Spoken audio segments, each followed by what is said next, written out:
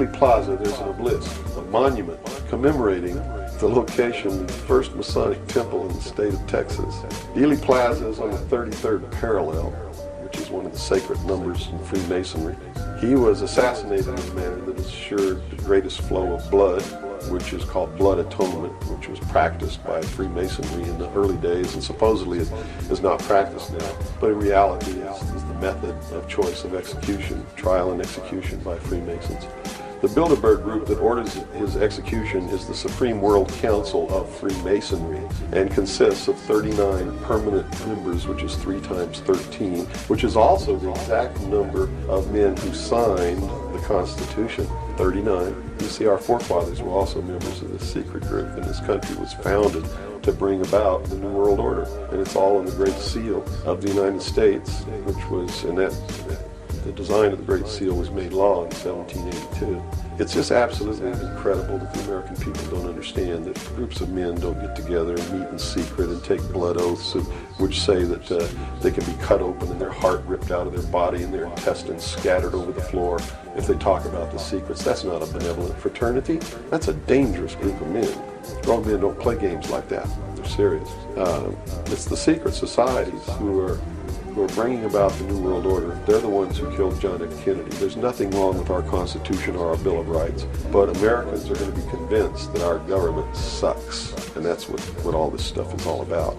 So at the beginning, the founders of this country actually did create what was I guess you could say, an above-board good government basis for a good Oh yes, government. they gave us every tool to ensure the success. But it was an experiment, you see, because man had always claimed that he could rule himself, but had never been allowed to do that. Even in ancient Rome, they call it a democracy. The man didn't rule himself. He was ruled by other people who made man think he was ruling himself. But the truth was, a Roman centurion could march down the street and grab anybody they wanted to and make you do whatever they wanted to, or just execute you on the spot. And that was the truth of the matter. Those weren't free people.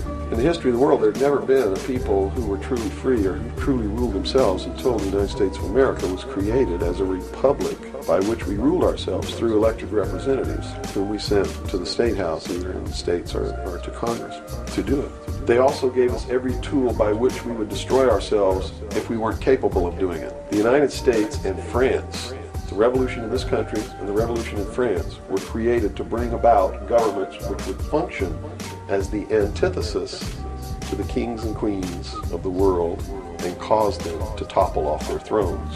It also gave man a chance to prove once and for all whether he could rule himself or not. And if he could, fine, that would be the New World Order. If he couldn't, they built the tools into the Constitution to allow them to take it away from us. And those tools are the creation of the federal democracy within the boundaries of Washington, D.C., and the right to contract, through which, if we were irresponsible, we would contract to receive rights from that federal democracy and thus, in return, give up our freedom. And that's exactly what's happening. It's exactly what we've done. John F. Kennedy was short-circuiting the New World Order. He had ordered the printing of constitutional money, United States notes, which would have destroyed the Federal Reserve, which is not an agency of the United States government. It's a private corporation owned and operated by the world bankers, controlled by the Illuminati. And its purpose was to destroy the middle class in this country and thus our economy and throw us at the mercy of the New World Order. And we see this unfolding now. You see it unfolding now. You are seeing, and I predicted this well in advance, you are seeing the destruction of the economy of the United States. And it will continue. It will not get better. Downhill from here on out. Unless we nationalize the Federal Reserve, lock up the criminals who own it, cancel the debt, which will then bankrupt the Illuminati, which is exactly what we ought to do. Print constitutional money, which cannot be usurped, which cannot lead to our destruction, and go back to what we're supposed to do. And quit contracting for benefits. We're escaping from the laws of nature, and there's a terrible consequence for that. Terrible consequence. We have to function within the laws of nature. You can't contract for somebody else to keep you alive. You have to be responsible within your life to keep yourself alive. And if you can't do it, then you have to die. That's the law of nature, you see. Kennedy also did a lot of other things. I mean, he was a believer in the Bible. These men who are bringing about the New World Order don't believe in the God of the Bible. They believe in the God of light, Lucifer, the angel of light, flung down to the earth. He became the Lord of the world. That's their God. That's why everything they do goes against what people know to be the right thing to do. They believe that man was held prisoner by a vindictive, cruel God named Jehovah in the Garden of Eden, and that Lucifer, through his agent Satan, set man free from the bonds of ignorance to which he was chained to the Garden of Eden, and thus brought the gift of intellect, wisdom, to man, and thus is the true benevolent God. And man, with his intellect and his wisdom and his knowledge, will create technology which will elevate man to the position of God. And all this is allegorical. Don't take the story literally, you see, because it's all allegorical. They believe that intellect, reason, is the light, is the true God, is what makes man God. And I'm not going to debate the right or wrongness of that, because who the hell knows. But I can tell you that they pervert whatever it is that might be divine about their philosophy by becoming what they profess to destroy. Yes. And so, in their zeal to bring about the New World Order, they destroyed the political will of the nation when they assassinated John F. Kennedy, which has furthered their goals, because it made a lot of people feel so helpless that, God, if they can kill the president, who am I? You know, what can I do? I'm just one lonely, helpless person. So they quit voting. They abdicated their power. And, of course, through agents like Robert Groden and many others, Oliver Stone, they're being convinced that our government sucks, that our government is the problem, that the Constitution doesn't work, that the Bill of Rights aren't real. We're playing right into their hands, in other words. We're playing right into their hands, because there's nothing wrong with the Constitution or the Bill of Rights or our government. You see, it's been infiltrated, and from within, they are eating at the heart of this nation like a cancer, this secret society. They are destroying it. They are subverting it. Our Constitution has not been allowed to work since 1945, and maybe even earlier. And they have been working behind the scenes to bring about a one-world totalitarian socialist government with the Communist Manifesto as its platform, through the United Nations, which was created by this nation from an older organization called the League of Nations, which was the original foundation. And at the highest levels of our government, the Constitution's already been scrapped. And they are working under the aegis of the UN Participation Act and the United Nations Charter. Which says what?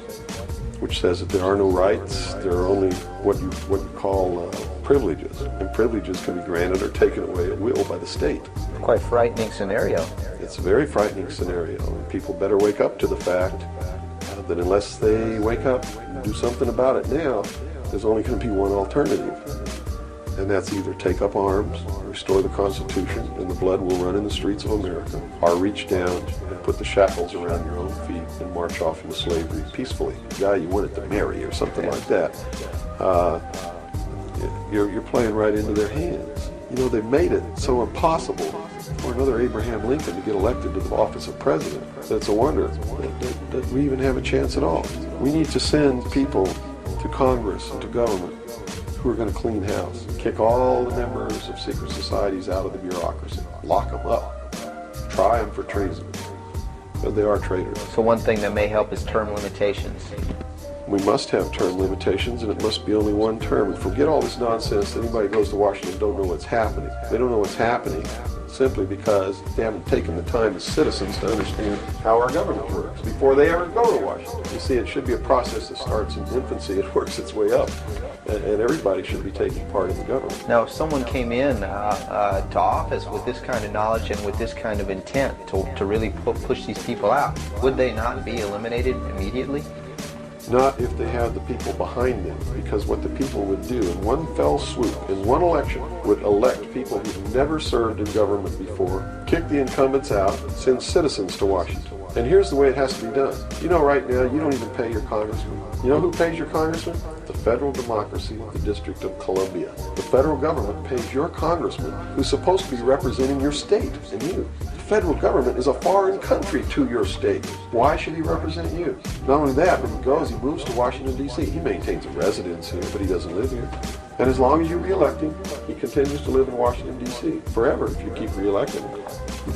So they lose all touch with what's back here. They're paid by a foreign government, the federal government. They're not paid by the sovereign state of Georgia or by you. They have to be paid by you. And they have to live here. They can't move to Washington, D.C. They go to Washington, D.C. for one term, okay? One term only. When that term's up, they have to come back. And you don't pay them exorbitant funds. You pay them just enough to live on comfortably while they're there. No fancy giant cocktail parties, none of this crap. And you take care of their family. See, they don't take their family either. That's the other clue. They leave their family here where they live. You, the people of Georgia, take care of their family and their business or their farm or whatever it is they have while they're gone. Now do you think they have a vested interest in representing you? They sure would under those conditions. But under the conditions they go under now, they have no interest whatsoever in taking care of you. Now let's look at the current. They're taking care of themselves. The current crop of presidential candidates. Is there anybody even running that represents something that we're talking about here? No, all of them are New World people. Songus, in his book, everything he's written touts the New World Order. All of it, right for Songus's literature. You're going to see New World Order, New World Order, New World Order, New World Order. Clinton, the governor of Georgia, was selected in 1991 by the Bilderberg. Governor of Arkansas was selected in 1991 by the Bilderberg Group in Baden-Baden, Germany, to be the new president of the United States. Remember what happened to Gary Hart? What did he do? He went out on a boat with a woman who wasn't his wife, and he was destroyed. Look at Clinton. What's happened to him? Nothing. The press is on his side. They're helping the guy. You know why? Because he was chosen by the people who own the press to be the next president of the United States. Now, I don't know if he will be or not. That's up to the American people. But if they get their way, he will be. Bush is one of the most heinous criminals that's ever walked on the face of the earth. Bush is the man who's been a CIA agent since his college days. He's a member of the Skull and Bones, the Russell Trust. He was initiated in a casket with a ribbon tied around his genitalia, which symbolizes that he's a priest in the temple of Isis. A pagan, this guy. This man is a member of the mystery schools. Well, he has the outward appearance of a good Christian, church-going Christian, though. They do whatever they have to be approved by the people, but in secret, they're not at all. This is a man who practices pagan religious rituals, magic. Doesn't matter what you think of all these things.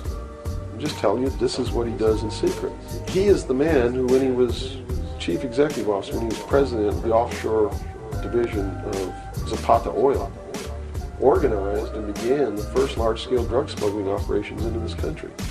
George Bush is the one responsible for the drugs on the streets. And the war against drugs is not a war against drugs, it's a war against the Bill of Rights. And we've already lost the Fourth Amendment in this war. That's true. And we're going to lose everything else. You watch on, it amazes me. People watch on Saturday night, cops, top cops, tough cops, 911, all of these stories that are glorifying the police state and they're falling right into the manipulation as they watch police with no search warrant, with no court order, break down people's doors, tear out their walls, rip open their mattresses, all in the name of the war on drugs. Pretty sneaky. Pretty sneaky, all right. You see them stop people on the streets, and the guy's got $400 in his pocket. They don't press any charges. They didn't even have any reasonable suspicion to stop the person and search him. And what do? They take their money, and they don't give it back. And America's watching this. And the stupid idiots, yes, you stupid idiots, you sit there and watch it, not realizing that when you take away that man's freedom, you've also taken away your own. You see, because they can do the same thing to you. Just because you talk a way that they don't like you talking, or because you wear red shoes and they don't like red shoes, they can do the same thing to you. And under the new law, without a court order, without a search warrant, they can break down your door, they can rip open your mattresses, your couches, your walls, they can trash your house, all in the name of the war on drugs. And let's say they don't like the color of your shoes. All they have to do is drop a little pouch of cocaine in your living room, behind your couch, and find it and say, aha, you're a drug dealer. What happens then? Now they can confiscate your house, all your possessions, all your property, all your bank accounts, all your cars, boats, vacation cottages, whatever you have. And they can auction it off within 24 hours without ever even pressing charges against you. Without a court order, without due process, without just compensation. And there's not a damn thing that you can do about it. Not a damn thing.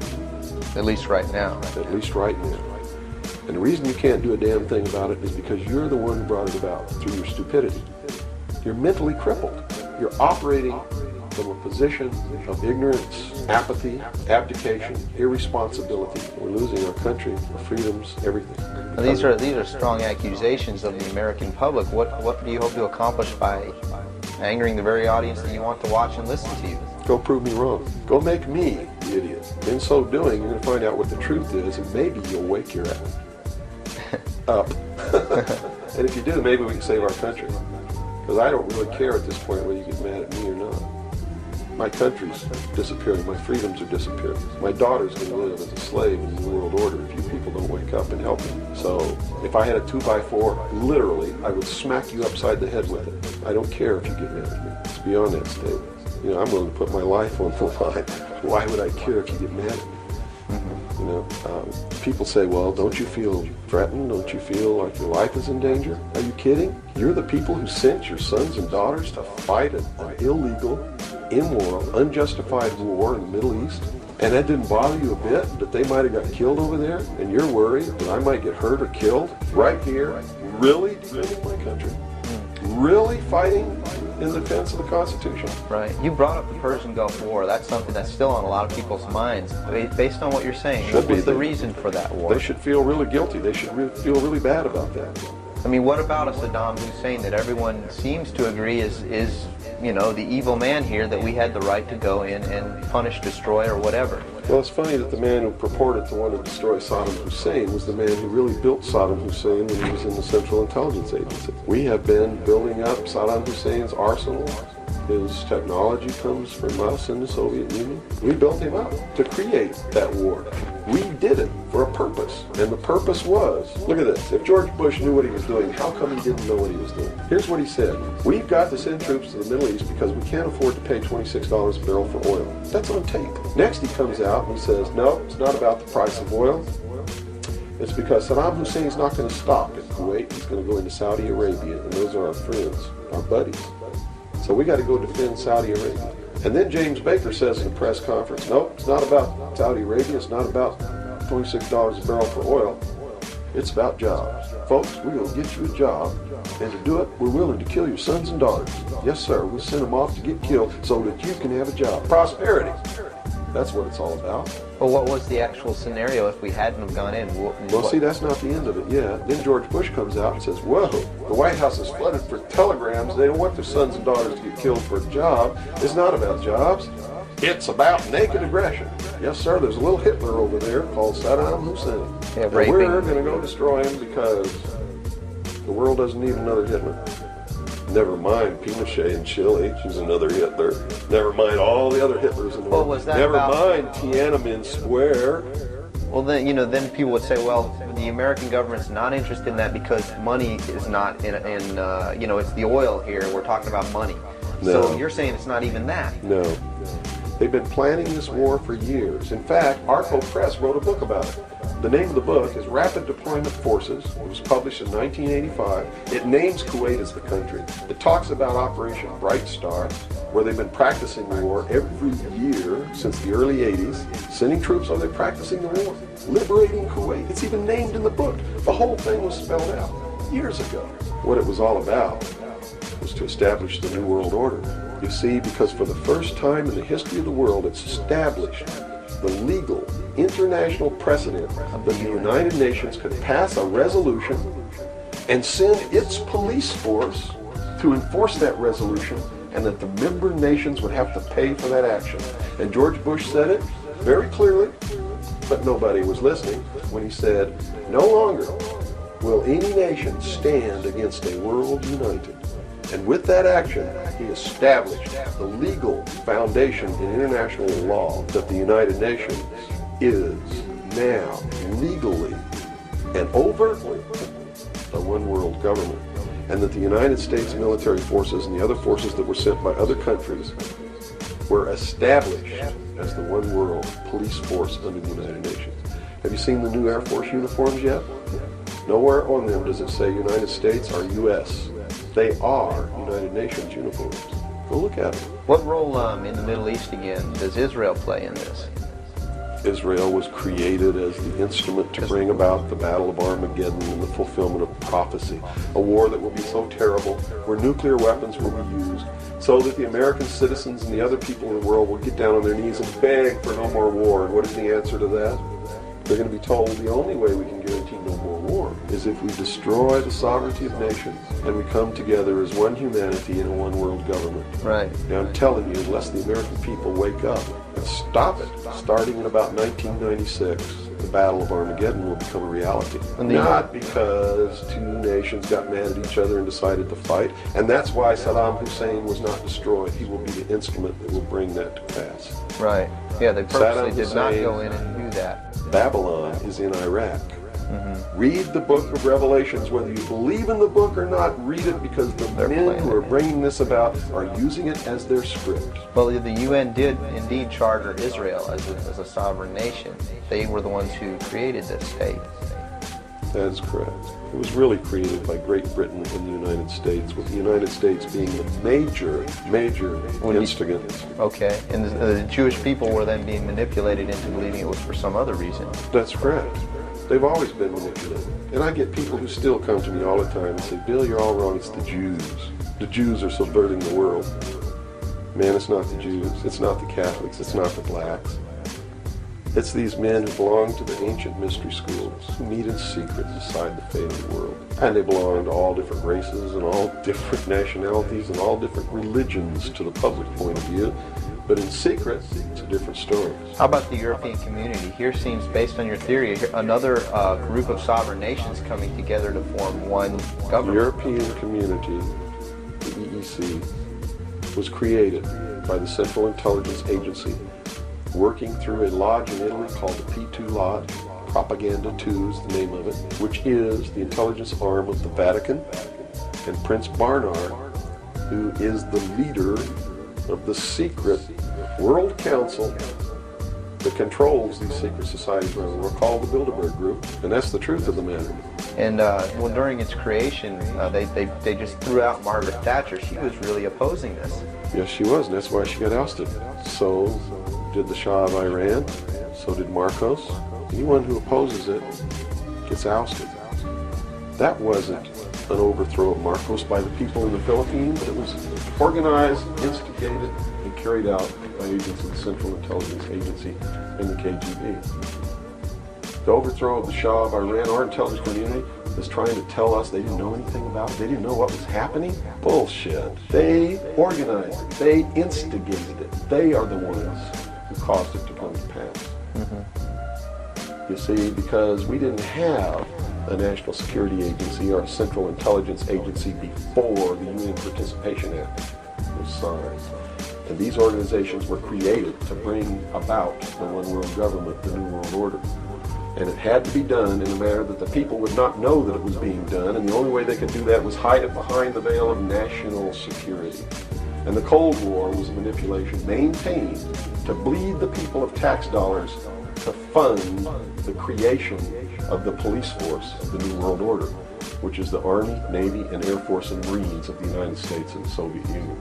And the people didn't rise up in the Soviet Union and overthrow communism. It came from the top down because it had to be done. There has to be a bringing to the same level of all the peoples of the world to approximately the same political viewpoint, so there's not big disparity in order to be able to justify the merger of all these countries together. Well, who now is ruling the forces of the former Soviet Union? You have Yeltsin in now. Gorbachev supposedly went down, but we're not sure about that. Now, let me tell you this. From the beginning, there was never any war between the United States and the Soviet Union. It was created by those at the top to fund the New World Order and the New World Order's police force. At the highest level of all countries, they all belong to the same club. And we, the people, sit back and we watch this grand drama which is being played out for our benefit, not theirs. It wasn't for us. We didn't even have to do any of this. But you see, they just can't come out and destroy all of us because they need slaves.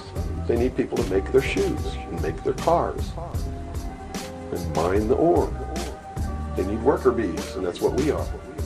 In the New World Order, we would be the worker bees, the slaves. So the Orwellian view of the vision of the future wasn't too far off based on this scenario. George Orwell was just like me. He was a low-level member of British intelligence who was appointed to a position high enough where he saw the same documents that I saw. And he tried to warn the world just like I'm trying to warn the world, only he wasn't willing to take the risk that I'm willing to take. So he wrote it in a book called 1984 and spelled out exactly what's coming as a warning to the people of the world, as a work of fiction. But you notice that that work of fiction really stirred people up because they knew that it wasn't fiction. In their heart of hearts, everyone who's read that book knows that it's coming. It's a possibility. Most people won't recognize it overtly or publicly, because then if they recognize it, they have to be responsible to do something about it. And that's what every one of you have been resisting all your life, is being responsible to do something about it, to get involved. That's why you walk away from a girl being raped on the street by a gang of thugs rather than go and try to help her. And I'm not talking to all of you. I know there's some of you out there just like me, but most of you are just exactly what I just described. Most people are no better than animals who do not have intelligence because they don't use their intelligence. And to these men who control things behind the scenes, you are stakes on the table by choice and consent, and will always be ruled and manipulated and enslaved by people who do use their brains. As long as we're debunking some myths, because it's putting pieces of this puzzle together, I think, for a lot of people that may be watching. The hostage situation in Iran that got Carter out of office, is this another orchestration? And if so, how does it fit into the October surprise is no myth. There was a deal made. There was a deal made at the highest levels to keep the hostages until after Reagan was elected. Do you really believe that it was an accident? That it was a coincidence? That 30 minutes after Ronald Reagan was sworn in, took his oath of office, the hostages were released? Did they want Carter out? Are you really that naive? I can't believe it. Did they want Carter out? Yes, they wanted Carter out. They wanted Carter out. He wouldn't play by the rules? I don't know why they wanted him out, but they wanted him out. Carter was ineffective. He did not have the support of all the American people. They need people who can manipulate the American people so that they have their support. My message is to you is don't support anybody unless they're doing what we know to be right. Don't believe them. Don't fall for the manipulation. Double check everything they say. And that means you can't rely on the media as it is today either. Oh, of course not. All the media in this country, radio, television, and print, is all owned by 5 corporations. All of these corporations that own the media are owned and controlled, and members of the Council on Foreign Relations sit on their board of directors. Can you name those 5 corporations? Is that? Not off the top of my head. Okay. I could try, but I don't want to take a chance on being inaccurate. But you can trace that yourself. Okay. Remember, if you go down and you trace the ownership of a station or a newspaper, and you get to a corporation, remember that somebody owns that corporation, and it's usually another corporation. But when you trace the interlocking of all these things, when you get to the top, there's 5. And all journalists know that there's some things you don't write about, and you don't talk about, because you'll lose your job. And that's where the control is. And that's why they pay anchormen like Dan Rather $2 million a year, because he doesn't question them. He knows that if he goes against them, he's going to lose $2 million a year. Do you think a man that looks pretty and sits in front of a TV camera for the 6 o'clock news is worth $2 million a year? No way. I don't care how long he works, and I don't care what he does. There is no job worth $2 million a year. That's why they pay athletes these fantastic salaries. I was listening to the radio the other day. They just contracted to pay one player on one team $6 million a year. Can you believe this? And why is that? It's the Roman circus. What does the emperor do when the people become restive, and when the people are asking questions, and when the people don't like the policies of the emperor? He sends them to the circus. He creates a circus. He builds a giant coliseum. And he begins to throw the Christians to the lions. And he has great chariot races and football games and basketball games, all to keep the idiots preoccupied with things that don't mean anything in the scheme of the entire world, so that they don't have the time to learn what the truth is, so they don't ever get smart enough to learn how they're being manipulated, so they don't ever question the emperor. That's why they pay a player on a football team or a baseball team $1 million or $2 million or $3 million a year. It is the Roman circus. I know men who don't know anything in the world except who plays third base for the Mets. And they think that's a great accomplishment. And they meet and pat each other on the back and bond and go have cocktails and talk about what this guy who plays third base for the Mets did in last night's game. It's sad. It's really sad.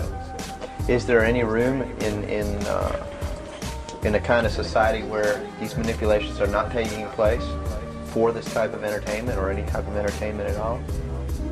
If people understand that a game is a game, if people understand that nobody, no matter what they do, is worth paying $2 or $3 million a year for. People should be able to get rich if they want to, by the sweat of their individual labor, okay?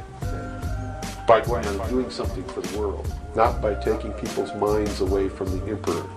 It's a game. Football's a game. Football's a game. But let me tell you something. When 150 of the most powerful men and women in the world can meet in secret in Baden-Baden, Germany, and plot the fate of billions, and nobody even cares about it. But 6 football players go to lunch together, and it's in the headlines across the country. You have a reflection of the society in which that exists. And it is a sick society that is doomed to self-destruction. So based on that scenario, there's some truth into what these men are looking at. Absolutely, and that's what makes me so sick, is that I'm trying to wake up a people who on a daily basis are proving the ones that I'm warning them about to be right. Well, so that even though a minority, there are people out there that you recognize are awake to this, if they don't do something about it, they will lose that ability to be free in that way. That's correct. Whether they might think, well, I don't need to worry about it because I know what I know and I'm fine. That's it doesn't right. work that way. There's a connection here to everything. That is correct. That is absolutely correct. A nation of people who are willing to send their sons and daughters that they profess that they love to a foreign country to die, and they use the excuse to themselves that they're sending them off to defend our country, and they know damn well that's a lie, are doomed. It's funny, there's a parable, you said Ben Franklin earlier was even a part of this. Yes. A parable of Ben Franklin, I don't know if you're familiar with it. He paid too much for the whistle. He came up when he was a young boy. Are you familiar with that parable? No, go ahead. Where when he was a young boy, he was given an allowance. And, you know, it was a decent amount of allowance. And he was going to the store to get a toy. You know, he was very excited about that. And along the way, he met some boys who had this whistle, you know, and he saw that, and he saw the little boys blowing this whistle, and he thought, wow, the greatest whistle, this is the greatest toy. He really wanted this thing. So without asking, he gave all his money away, you know, to these boys for this whistle. And he went home, and sure enough, he got very bored with it, and he had no more money to buy something that was really, you know, worthwhile to him. Sure. And so from that point on, he had a saying that said, you know, don't pay too much for the whistle. And I think somehow that relates here. He's also the one, when the Constitutional Convention was finished, when they wrote the Constitution and signed it. When it had been signed, he walked out the doors. Someone outside, I forget who it was, I believe it was a reporter for one of the newspapers in the 13 colonies, asked him, he said, "What have you wrought, Ben?" Ben looked at him and he said, "A republic, if you can keep it." He knew. He did.